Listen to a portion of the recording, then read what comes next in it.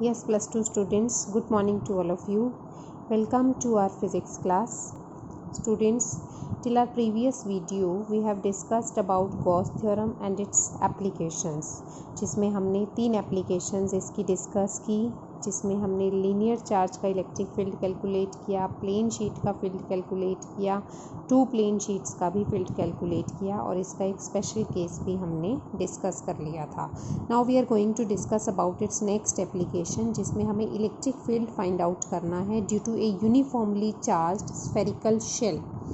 एक spherical shell है, उस शेल का इलेक्ट्रिक फील्ड हमें फाइंड आउट करना है using Gauss theorem. So suppose this is a uniformly charged spherical shell of center O and radius capital R having a charge capital Q. Students, ये बात हमने पीछे काफ़ी बार डिस्कस की थी कि जब भी हम किसी स्फेरिकल कंडक्टर को कोई चार्ज देते हैं, कितना भी अमाउंट ऑफ चार्ज हम इसे दें, तो वो चार्ज उसके अंदर ना स्टे करके कहाँ पर आ जाता है, उसके सरफेस पर आ जाता है. तो ये Q चार्ज जितना भी हमने इसको दिया, it will automatically come to its surface. तो ये अंदर चार्ज नहीं स्टे करेगा, ये ऑटोमेटिकली इसके सरफेस पर आ जाएगा. अब हमें इस चार्ज डिस्ट्रीब्यूशन का इलेक्ट्रिक फील्ड फाइंड आउट करना है, जो कि अगेन इसकी एग्जिस्टेंस के 3 पॉसिबल रीजन्स हैं. चार्ज जो है वो अंदर भी हो सकता है, चार्ज जो है वो इसके सरफेस पर भी हो सकता है और चार्ज इसके आउटसाइड भी हो सकता है. फील्ड के एग्जिस्टेंस के 3 पॉसिबिलिटीज़ हैं, inside, surface and on outside. So turn by turn हम ऑल 3 पॉसिबिलिटीज़ को डिस्कस करेंगे. First possibility is electric field on outside of this spherical shell. तो सपोज़ हमने आउटसाइड पर कोई पॉइंट सपोज कर लिया P. इस P पॉइंट पर हमें फील्ड कैलकुलेट करना है. P point is at a separation small r with respect to centre of the shell. तो इस पॉइंट पर हमें फील्ड कैलकुलेट करना है, यूजिंग गॉस थ्योरम करना है. लेकिन गॉस थ्योरम की एप्लीकेबिलिटी के लिए हमें पता है कि जिस पॉइंट पर हमें फील्ड कैलकुलेट करना है, उस पॉइंट को एनक्लोज करते हुए हमारे पास एक क्लोज्ड सरफेस होना चाहिए, एक गॉसियन सरफेस होना चाहिए.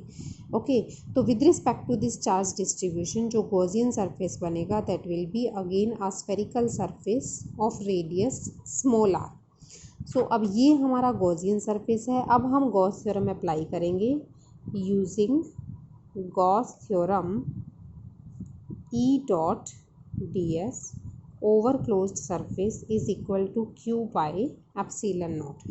टोटल Q यहाँ पर है, सारे Q का रोल आएगा आउटसाइड पॉइंट पर.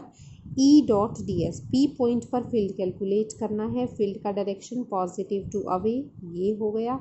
ये स्फेरिकल, ये गॉसियन सरफेस है. गॉसियन सरफेस का अगर हम ये एक स्मॉल एरिया एलिमेंट ले लेते हैं, तो area vector will also lie along the same direction.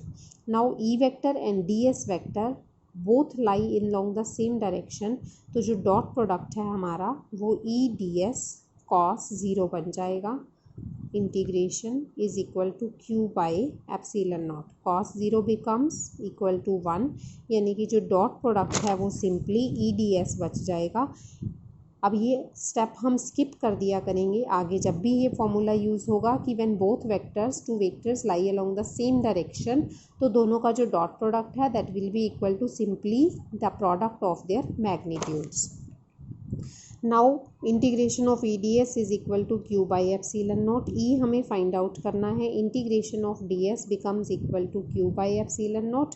ds का integration total surface area of this Gaussian surface, this spherical surface is equal to 4 pi r square. कौन सा r यूज़ होगा? इस Gaussian surface वाला, that is equal to small r.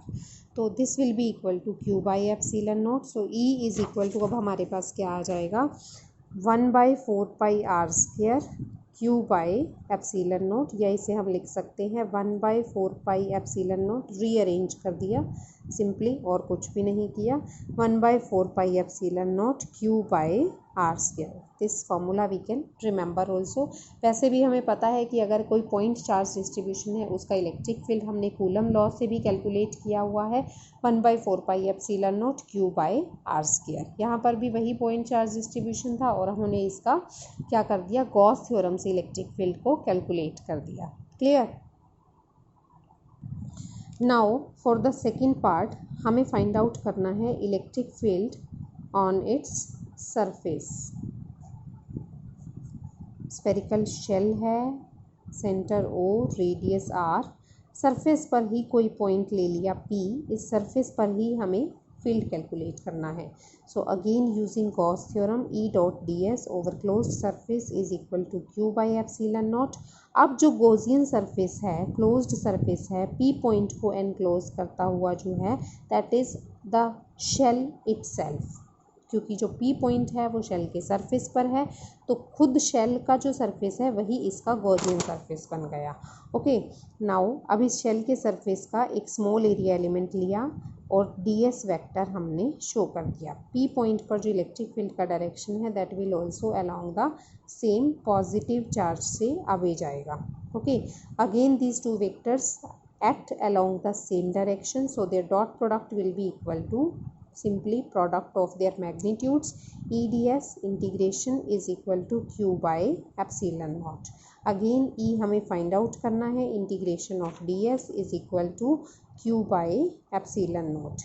E into ds का integration total surface area of this spherical shell is equal to 4 pi into capital R का square. अब हमारे पास जो गॉसियन सरफेस है वो खुद शेल है जिसका रेडियस कैपिटल R है, is equal to Q by epsilon not.